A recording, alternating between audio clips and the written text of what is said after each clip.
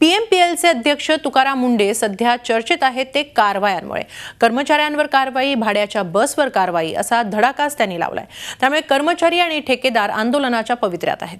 पण मुंडे फक्त कारवाई करत नाहीत तर त्यांनी पीएमपीएलची प्रवासी संख्या आणि उत्पन्न देखील वाढवून दाखवलंय। एप्रिल आणि मेच्या आकडेवारीवरून हे स्पष्ट झालंय।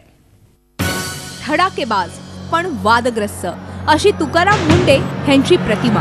पीएमपीएलचे अध्यक्ष झाल्यावरही त्यांनी धडाकेबाज काम सुरू केलं। पीएमपीएलचा पदभार स्वीकारल्यानंतर अवघ्या 2 महिन्यातच मुंडे यांनी कारवाई केलेल्या कर्मचाऱ्यांची संख्या शेकड्यांमध्ये गेली आहे। कर्मचाऱ्यांबरोबर मुंडे यांनी बडगा फिरवला, तो भाड्याच्या बसवर। मुंडे यांच्या कारवाईमुळे हे दोन्ही घटक आंदोलनाच्या पावित्र्यात आहेत। पीएमपीएलच्या उत्पन्न आणि प्रवाशांवर त्याचा काही परिणाम झालाय का अशी शंका देखील घेतली जात होती।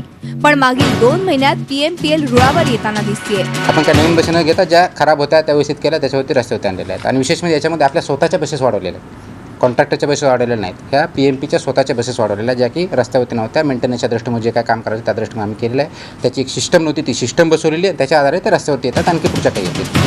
भाड्याच्या बस वगळता पीएमपीएलच्या 1100 बस रस्त्यावर धावत होत्या। मात्र मुंडेंनी चार्ज घेतल्यानंतर एप्रिल आणि मे महिन्यात ही संख्या वाढली। या 2 महिन्यात 1500 बस रस्त्यावर धावत आहेत। प्रवाशांची संख्याही 7 लाखांवरून 8.5 लाखांवर गेली आहे। तर ह्या 2 महिन्यात साधारणतः 6 कोटींनी उत्पन्न वाढलंय। आतापर्यंत मे मधलं आणि एप्रिल मधलं हायेस्ट एव्हर उत्पन्न यावर्षी आलेलं।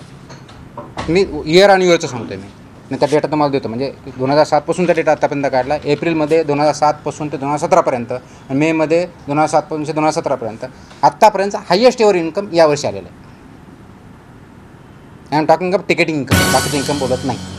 प्रवासी संख्या उत्पन्न हे दिसणारे बदल असले तरी अनेक बदल पीएमपीएल मध्ये होत आहेत। कर्मचाऱ्यांची उपस्थिती, कामाच्या वेळा, बसची दुरुस्ती अशा आघाड्यांवर देखील मोठे बदल पाहायला मिळत आहेत। त्यामुळे सध्या तरी मुंडे यांच्या प्रयत्नांमुळे पीएमपीएलची गाडी रुळावर येताना दिसतेय।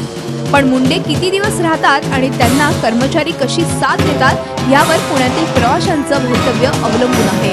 नितीन पाटणकरसह bureau report, Zee media, Pune. Zee 24 तास रहा एक पाऊल पुढे।